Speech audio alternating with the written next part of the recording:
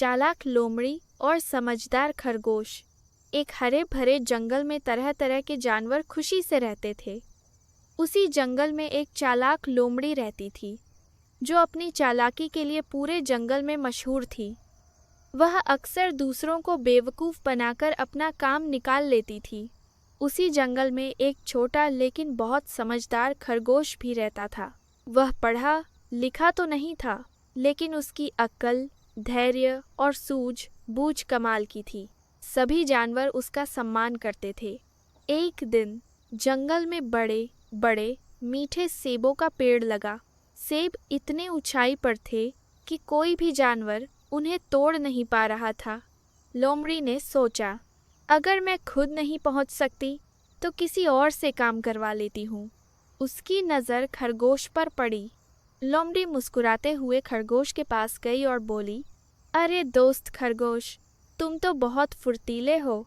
अगर तुम सेब तोड़ दो तो हम दोनों मिलकर खाएंगे। खरगोश मन ही मन समझ गया कि लोमड़ी कुछ न कुछ चाल चल रही है, लेकिन उसने कुछ कहा नहीं। वह बोला, ठीक है, लेकिन पहले ये बताओ कि सेब कैसे बांटेंगे। लोमड़ी बोली, बराबर बराबर। खरगोश पेड़ पर चढ़ा और सेब तोड़ने लगा। उसने सारे सेब नीचे गिरा दिए। फिर बोला, चलो पहले गिन लेते हैं। खरगोश ने सेबों को 2 ढेरों में बांट दिया।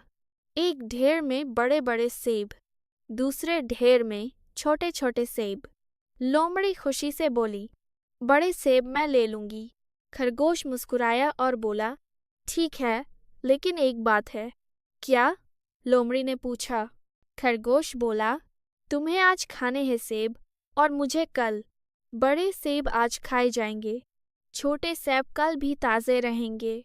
यह सुनते ही लोमड़ी चकरा गई। उसे समझ ही नहीं आया कि कब वह खुद अपनी ही चाल में फंस गई। मजबूरी में उसे बड़े सेब छोड़ने पड़े और छोटे सेब लेने पड़े। अगले दिन खरगोश आराम से बड़े सेब खा रहा था और लोमड़ी दूर से उसे देख रही थी। लोमड़ी ने शर्मिंदगी से कहा, आज समझ आया कि सिर्फ चालाकी से नहीं, समझदारी और ईमानदारी से ही असली जीत मिलती है। उस दिन के बाद लोमड़ी ने दूसरों को धोखा देना छोड़ दिया और खरगोश पूरे जंगल में बुद्धिमान नायक कहलाया। कहानी की सीख, चालाकी कुछ समय तक काम आती है, लेकिन समझदारी और सच्चाई हम